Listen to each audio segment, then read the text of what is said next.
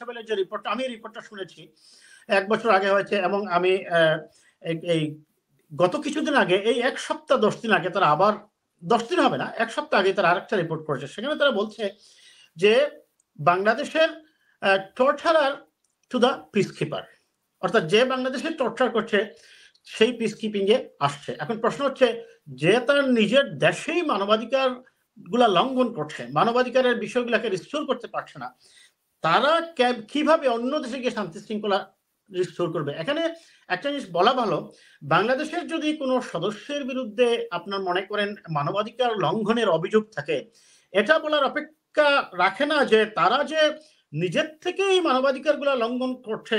আমি সেটা মনে করি সেটা হয়তো 5% হবে, কিন্তু 95% ক্ষেত্রে কিন্তু নির্দেশনাটা আসে উপর থেকে এবং সরকার থেকে, নির্বাহী বিভাগ থেকে, যার ফলে তারা বিরোধী মতের, বিরোধী রাজনৈতিক দলের নেতাকর্মীদের গ্রেপ্তার করে, টর্চার করে, ক্রস ফায়ারে দিচ্ছে, অর্থাৎ সহজ কথায় মানবাধিকার লঙ্ঘন হচ্ছে।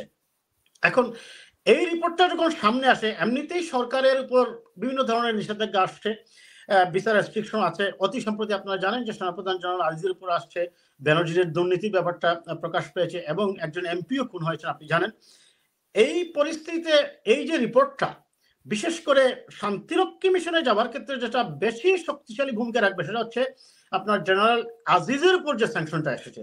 কারণ জেনারেল আজিজের উপর যে স্যাংশনটা, সেটা হচ্ছে কিন্তু আপনার প্রশাসনিক ডিভালুয়েশনের জন্য, আমি ক্ষমতার অপব্যবহার করার জন্য। না, আজিজের ব্যাপারটা নিয়ে আলাপ করব, কিন্তু আপনার কাছে একটু প্রশ্ন করে রাখি যে এই যে আমেরিকানরা কিন্তু 27% দেয় জাতিসংঘ শান্তিরক্ষা মিশনে, যে বাজেটটা থাকে এটার 27% আমেরিকানরা দেয়। কাজে আমেরিকানরা যদি এখন বলা শুরু করে যে আমরা এই প্রজেক্টে আমাদের ট্যাক্স পেয়ারদের মানি দেব কেন, যেই র্যাবের সদস্যরা নিজের দেশে এসে মানবাধিকার লঙ্ঘন করে তারা বিদেশে গিয়ে তারা শান্তি রক্ষা করে। এবং বাংলাদেশে কিন্তু অনেকবার বলা হয়েছে যে তোমরা এটা করো না, কিন্তু বাংলাদেশ শোনেনি।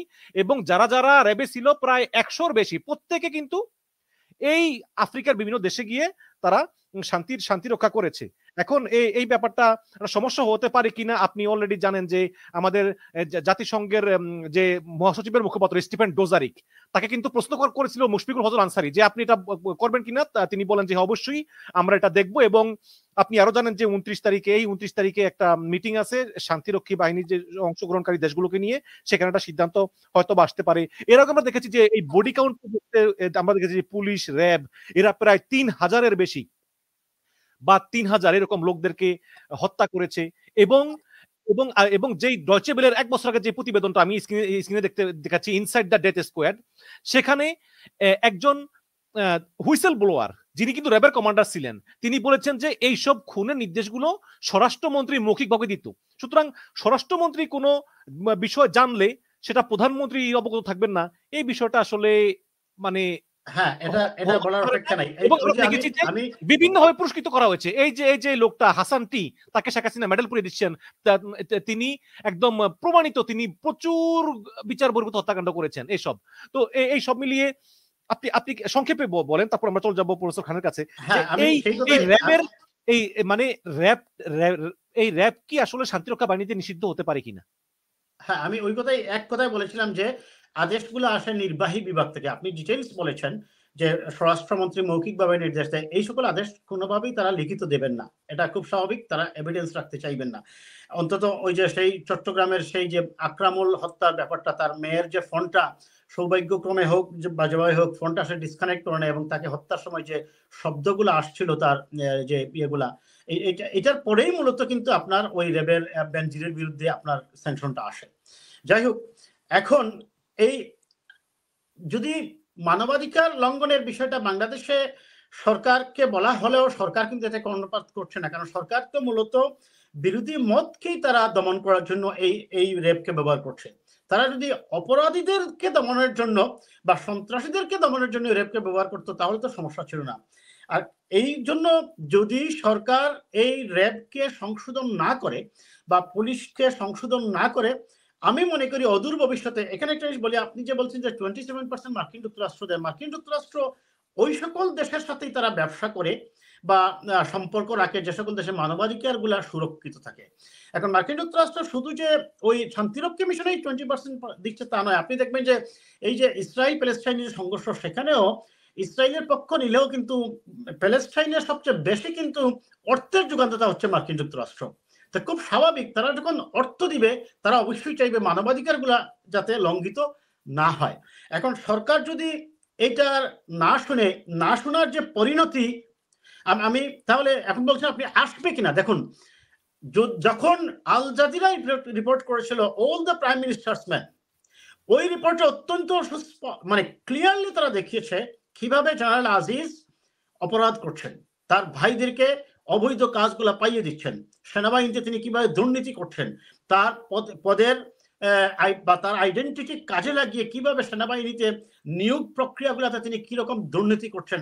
ওই সময় যদি সরকার মনে করেন তার বিরুদ্ধে ব্যবস্থা নিত, তাহলে আজকে এই পর্যন্ত আসতো না বলে আমি মনে করি। অন্তত পক্ষে, অন্তত আমি দেখলাম যে গত পরশুদিন প্রথম আলোতে একটা কলাম লিখেছেন এই যে সেনাবাহিনীর অফিসার, সাবেক নির্বাচন কমিশনার ছিলেন ডাক্তার শাখাওয়াত হোসেন সাহেব, সাবেক নির্বাচন কমিশনার, উনি একটি কলাম লিখেছেন। উনি বলছেন যে যদি ওই সময় সরকার এটাকে অ্যাড্রেস করতে এবং যথাযথভাবে এর বিরুদ্ধে ব্যবস্থা নিত, তাহলে আজকে জেনারেল আজিজের উপর স্যাংশন আসে না। মনে রাখবেন আপনি, জেনারেল আজিজ কিন্তু ব্যক্তি নয়, তিনি বাংলাদেশের সবচেয়ে সুসজ্জিত, সংরক্ষিত এবং শেষ বর্ষাস্থল এই সেনা প্রধান, তিনি একটা প্রতিষ্ঠান। এবং একে একে আপনি খেয়াল করবেন, এই যে স্যাংশনের ব্যাপারটা আপনি বলছেন বেনজিরের উপর এসেছে, তিনি একটা বাহিনীর প্রধান ছিলেন, তারপর এখন আসছে জেনারেল আজিজের উপর। হু ইজ নেক্সট? যে এটাই হচ্ছে বড় প্রশ্ন। আপনাকে অনেক অনেক ধন্যবাদ। আমি শেষ করি। আপনি আমাকে এই যে আপনার গত টকশোতে আপনি একটা কথা বলছেন যে আপনি যে মন্তব্যগুলো করেন অনেকটা মানে দেখা যায় যে সঠিক হয়ে যায় পরবর্তীতে।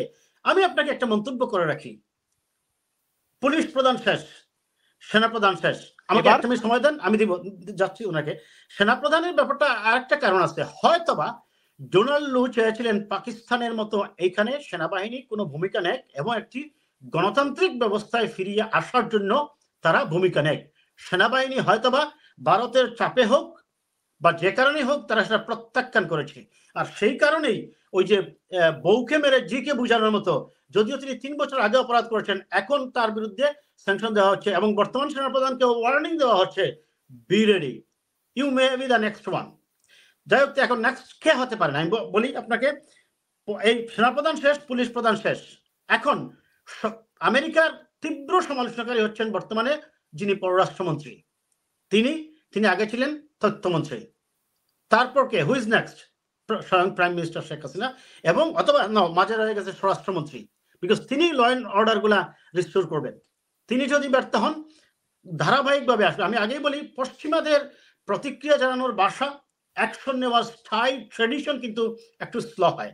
পূর্ব দুনিয়া আপনি দেখবেন চায়না, রাশিয়া সরাসরি কেউ কথা না শুনলে আক্রমণ করে বসবে। আমেরিকা এইভাবেই করে না, তারা ধীরে ধীরে ধীরে ধীরে ধীরে একটা ক্ষেত্র সৃষ্টি করে, তারপরে কিন্তু তারা অ্যাকশনে যায়। কাজেই সরকার যদি এখনই অ্যাড্রেস না করে মানবাধিকার লঙ্ঘনের বিষয়গুলোকে তারা যদি গুরুত্ব সহকারে না দেয়, জেনারেল আজিজের ব্যাপারটা ওই সময় যদি স্টপ করে দিতে পারতো, আজকে এই পর্যন্ত আসতো না। কাজেই সরকারকে অবশ্যই সতর্ক হতে হবে, অন্যথায় আমরা আমাদের জাতিসংঘ শান্তিরক্ষী মিশনে আমাদের সৈন্যদের অ্যাক্সেসটা কিন্তু হারাতে পারি।